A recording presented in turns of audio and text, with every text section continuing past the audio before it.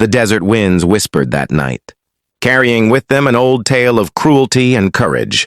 The year was 1873, and the mountains of the Southwest stood like silent witnesses to a crime that should never have been forgotten. In a remote settlement on the edge of Apache land, fear and prejudice ruled more strongly than law. An Apache woman, young, proud, and defiant, had been accused of things she never did. They said she was a witch. They said she cursed the cattle. They said she whispered to the wind, bringing sickness to the crops.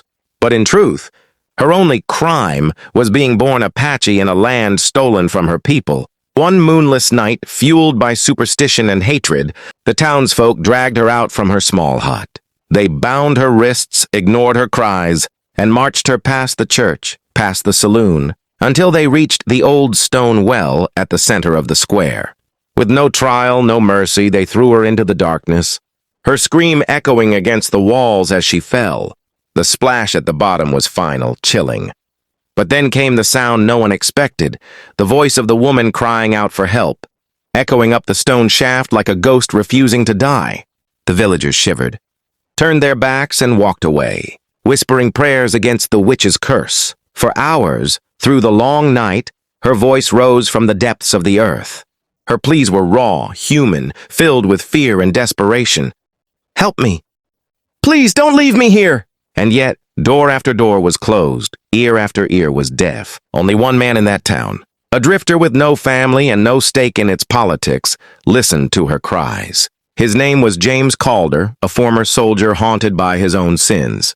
He knew injustice when he saw it, and he could not sleep as her voice echoed again and again in his mind.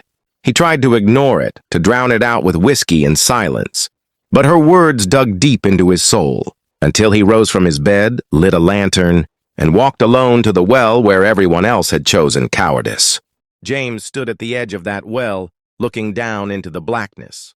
The lantern light flickered against the stones, but he could see nothing, only hear her voice, weaker now, trembling, still begging for life.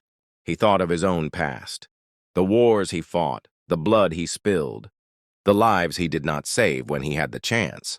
Maybe this was God's test, or maybe it was the weight of his conscience, but he knew what he had to do. Tying a rope around his waist, he lowered himself down into the cold, damp darkness. The walls closed in, the air thickened, and the stench of stagnant water filled his lungs.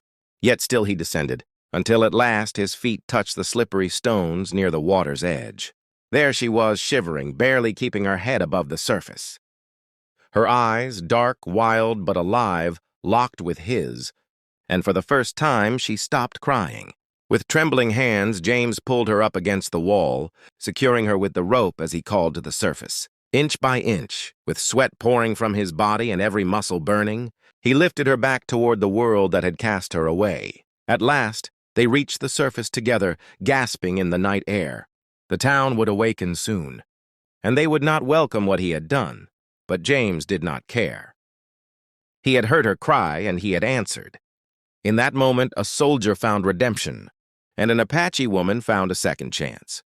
Friends, stories like this remind us of the timeless battle between cruelty and compassion, between silence and courage. And if you believe such forgotten tales should live on, if you believe the voices of the past deserve to be heard, then I ask you to subscribe to this channel so we can keep uncovering the truths that history tried to bury. One story at a time, we will shine light into the darkness, together.